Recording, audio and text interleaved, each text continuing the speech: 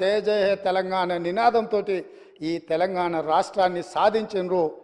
ఈ రాష్ట్రాన్ని సాధించిన జయ జయ హే తెలంగాణ గీతం ఈ తెలంగాణ రాష్ట్రీయ గీతంగా మారుతుంది అని చెప్పి 4 కోట్ల తెలంగాణ ప్రజలు భావించిండ్రు, ఆశించిండ్రు, ఆకాంక్షించిండ్రు.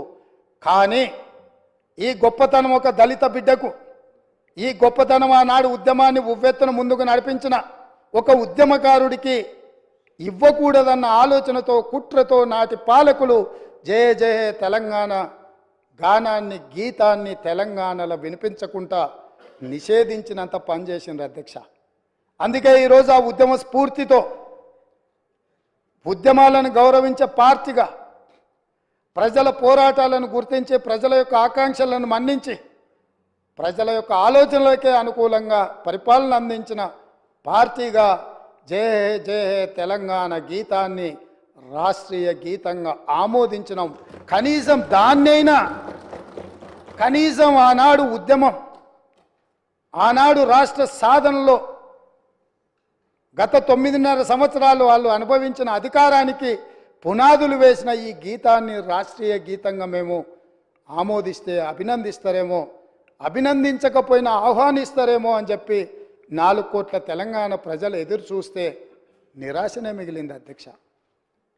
మేమేమన్నా అతిగా ఏమైనా ఆలోచన చేస్తున్నామా, అతిగా ఏమైనా ఆశిస్తున్నామా, లేకపోతే ఏమైనా అడగకూడని ఆశించింది ఏమైనా మేము ఆలోచన చేస్తున్నామా? నాకైతే అర్థం కాలేదు అధ్యక్ష. మీరైనా మాకేమైనా మా ఆలోచనలో తప్పు ఉంటే మాకు సూచన చేయండి.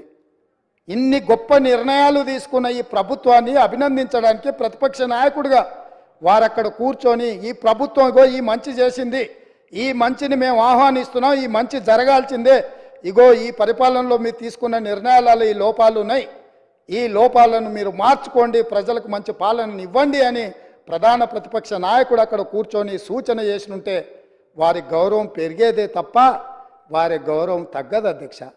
ఆ కుర్చీ అట్లా ఖాళీగా కనిపించడం ఈ సభకు ఏమైనా శోభ తెస్తుందా అధ్యక్ష?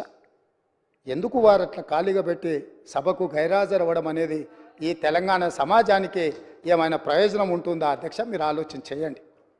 ఎందుకు అనంటే ఈ రాష్ట్రం మనది, ఈ ప్రాంతం మనది, ఈ నేల మనది, గాలి మనది, ఈ ప్రాంత అభివృద్ధి మనది. ప్రజాప్రతినిధులుగా మన బాధ్యతను నెరవేర్చాల్సిన అవసరం ఉంది. ఒకవేళ ప్రతిపక్షం దారి తప్పితే గుర్తు చేయాల్సిన బాధ్యత సభాపక్ష నాయకుడిగా నా మీద ఉన్నదన్న ఆలోచనతోటి వారికి సూచన చేస్తున్న అధ్యక్ష. ఆ పైన వారి ఇష్టం.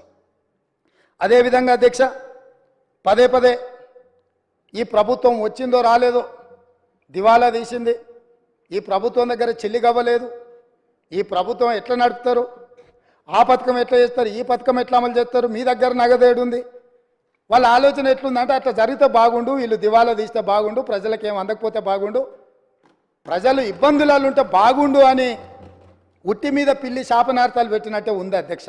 పిల్లి శాపనార్థాలకు ఉట్టి తెగిపడుతుందా అధ్యక్ష?